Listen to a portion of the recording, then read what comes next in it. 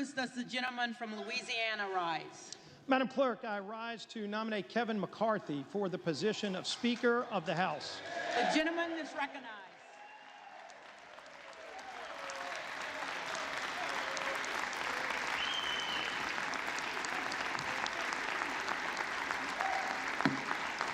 The gentleman is recognized. Thank you, Madam Clerk. We all came here to get things done, to get big things done, to solve the problems. And I hope when we get through today that all of the members on both sides of the aisle will join together with us to solve the problems, to address inflation that is crushing middle-class families, to get control over spending that's driving that inflation, Madam Clerk. Will the House be in order? And we all know what those problems are. We've been talking about them for a long time. We've been proposing legislation for a long time. In fact, it was Kevin McCarthy who put together task forces over a year ago to get members engaged in the process of not just talking about what we don't like, not just talking about what the problems are. We know what those problems are. But how do you fix those problems? And so we started rolling those bills out. We've attempted to bring bills on this floor to address inflation, to lower the cost of goods when families go to the grocery store and they can't even buy all the food they need for their families if they can find that food on their shelf. But those bills were rejected.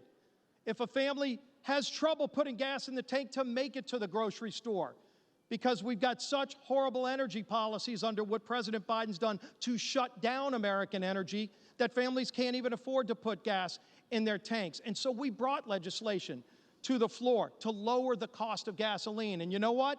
Those bills were rejected by the previous majority.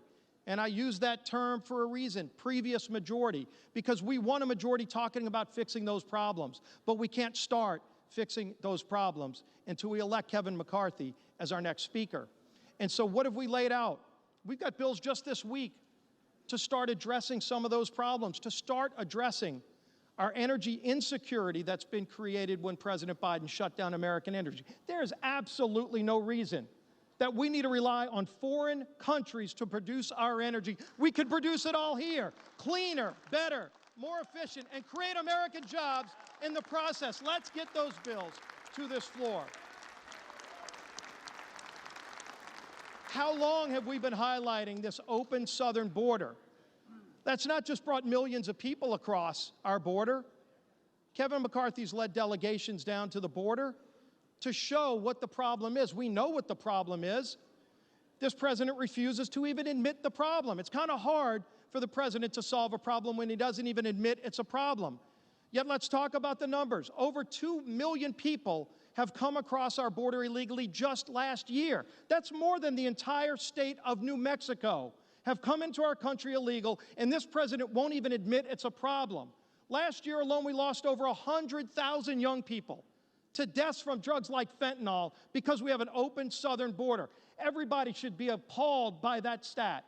The fact that more than 100 of our youngest, best and brightest kids are dead in America because of the fentanyl coming across of our open southern border. These are drugs made in China, coming across our southern border and brought into every community in America. And it should stop. It has to stop, but it won't stop until either the president takes action, which he won't, or we pass legislation on the floor to fix those problems. But that doesn't start until we elect Kevin McCarthy as our speaker. We know what the challenges are. We've laid out solutions to these problems. It's sad to say these aren't problems that are very hard to fix because we weren't in this situation just a few years ago. But if the administration doesn't want to fix these problems, people call on us to do that. And it starts here in the people's house. Let's rise to this challenge. Let's meet the challenges that the American people sent all of us, not just the Republicans, not just the Democrats, but all 434, soon to be 435 of us. We can meet those challenges, but let's start by electing Kevin McCarthy as our next speaker. I yield back.